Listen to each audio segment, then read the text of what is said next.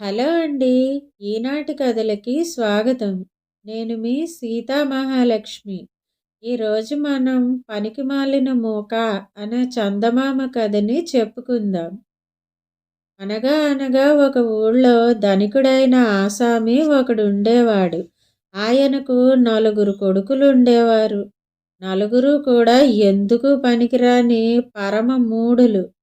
పెరిగి పెద్దవాళ్ళై పిల్లల్ని కనే వయసు వచ్చినా కూడా వాళ్ళు తల్లిచాటు పిల్లల్లాగా తండ్రిచాటు పిల్లల్లాగా ప్రవర్తించుతూ ఏ బాధ్యత లేకుండా బతికేవారు.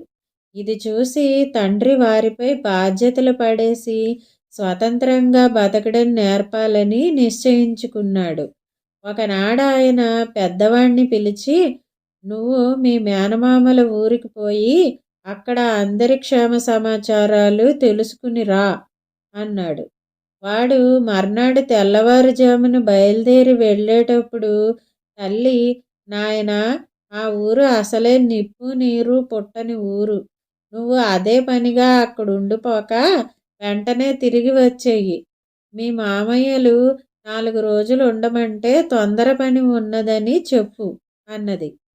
పెద్దవాడు ఎవరికీ తెలియకుండా 2 దుత్తలు సంపాదించి ఒకదానిలో కొద్దిగా నిప్పు, రెండో దానిలో నీరు పోసుకుని మేనమామల ఊరికి బయలుదేరాడు. కొంత దూరం పోయాక 2 దుత్తలు మోయటం వాడికి బరువు అనిపించి నిప్పు ఉన్న దుత్తలోనే నీళ్లు పోసేసి ఖాళీ దుత్త అవతల పారేసి ప్రయాణం సాగించాడు. ఇప్పుడు వాడికి నడక బాగా సాగింది. త్వరలోనే మేనమామలు ఉండే ఊరు చేరుకున్నాడు. వాణ్ణి చూడగానే మేనమామలు, "ఆ దుత్త ఏమిట్రా" అని అడిగారు. "మీ ఊళ్ళో నిప్పు నీరు పుట్టవాటగా మామయ్యలు, అందుకని వెంట తెచ్చాను" అన్నాడు వాడు.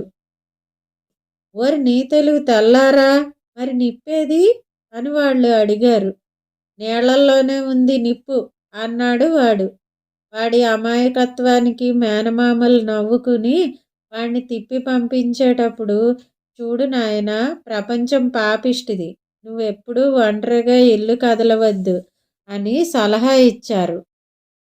వాడింటికి తిరిగి వచ్చి జరిగిందంతా తండ్రికి చెప్పాడు. తండ్రి వాడి మీద ఆశలు మానుకుని రెండో కొడుకుని దగ్గరకు పిలిచి, "ఒరేయ్ నాయనా, నువ్వు వెళ్ళి మన పొలంలో కాపరం పెట్టి ఈ ఏడు నుంచి స్వయంగా దగ్గర ఉండి వ్యవసాయం చూడరా" అన్నాడు వాడితో. "సరే నాన్న" అని రెండోవాడు పాలెంలో కాపురం పెట్టి వ్యవసాయ పనులు చూడసాగాడు. అక్కడి పొలాల్లో నువ్వులు పండిస్తారు. అది నువ్వులు చల్లే తరుణం. అందుచేత రైతులు నువ్వుల బస్తాలు విప్పి సిద్ధంగా ఉంచారు. ఆసామి కొడుకు ఏమీ తోచక పచ్చి నువ్వులు గుప్పిళ్లతో తీసుకుని తినసాగాడు.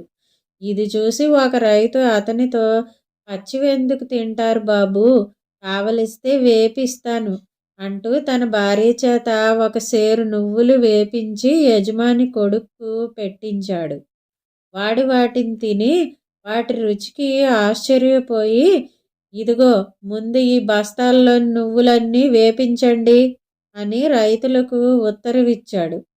"మరి విత్తనాలకో" అన్నారు రైతులు నిర్ఘాంతపోయి. "నే చెబుతాగా" అన్నాడు ఆసామి కొడుకు అంతా తెలిసినట్టు. పోనీ అతని ఇష్టప్రకారమే చేద్దామని నువ్వులన్నింటినీ రైతులు మంగళాల్లో పోయించి వేపించారు. "ఇక వీటిని తీసుకుపోయి పొలంలో చల్లండి, కమ్మని నువ్వులు కాస్తాయి. ఇంతకాలంగా వ్యవసాయం చేస్తున్నారు. పచ్చి నువ్వులు చల్లి పచ్చి నువ్వులు పండించడం తప్ప మీకు ఇంకేమీ తెలీదు. ఇలా వేపించిన కమ్మటి నువ్వులు వేసి కమ్మటి నువ్వులు పండించొచ్చు కదా" అన్నాడు ఆసామి రెండో కొడుకు. రైతులు ఆసామి దగ్గరకు పరిగెత్తిపోయి జరిగిన సంగతి అంతా చెప్పారు. ఆసామి తల బాదుకుని రెండో కొడుకును వెనక్కి పిలిపించారు. ఆసామికి ఉన్న గ్రామంలోనే ఒక మూల పశువుల శాల ఉన్నది. అక్కడ పెత్తనం చెయ్యమని ఆసామి తన మూడో కొడుకును పంపించాడు.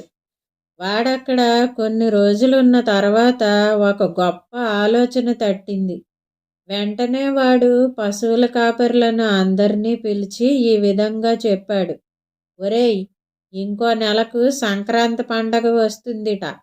మీరు ఈ నెల రోజులు ఒక్క పశువును కూడా పాలు పిండకండి.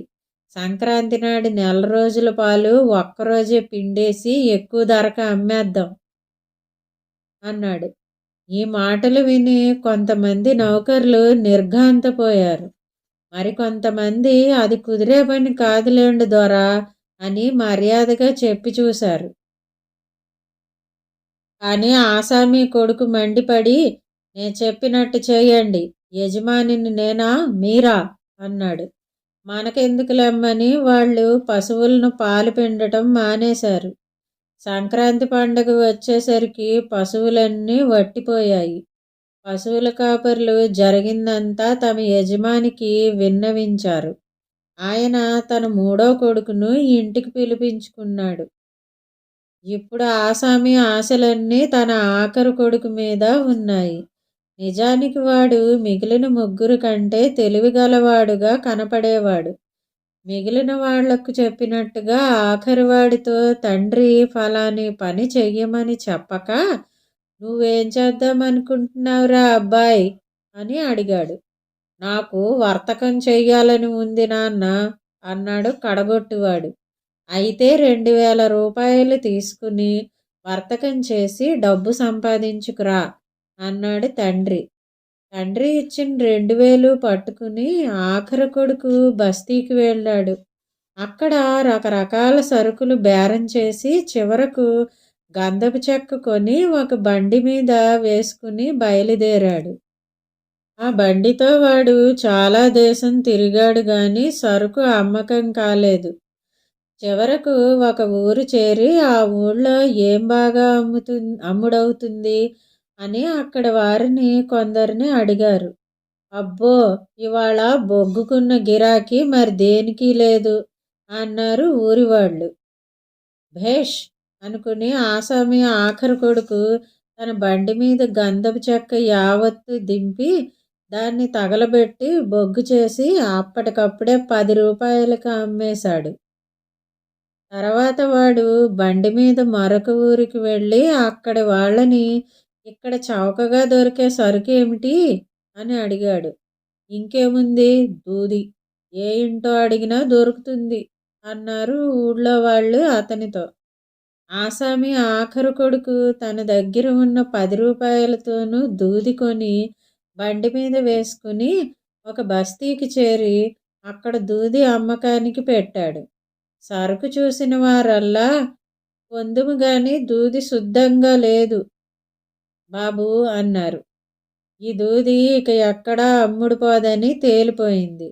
ఆసామి కొడుకు ఏం చెయ్యాలో పాలుపోలేదు. వాడు బండిని నడిపించుకుని వీధి వెంట వస్తూ కాసేపు విశ్రాంతి తీసుకుందామని అక్కడ కనిపించిన ఒక ఇంటి అరుగు మీద కూర్చున్నాడు. ఆ అరుగు మీద ఒక పక్కగా ఒక కంసాలి కొలిమిలో బంగారం పెట్టి గొట్టంతో ఊదుతూ కనిపించాడు. ఏమిటో చేస్తున్నారే కంసాలి గారు అని ఆసామి ఆఖరు కొడుకు అడిగాడు.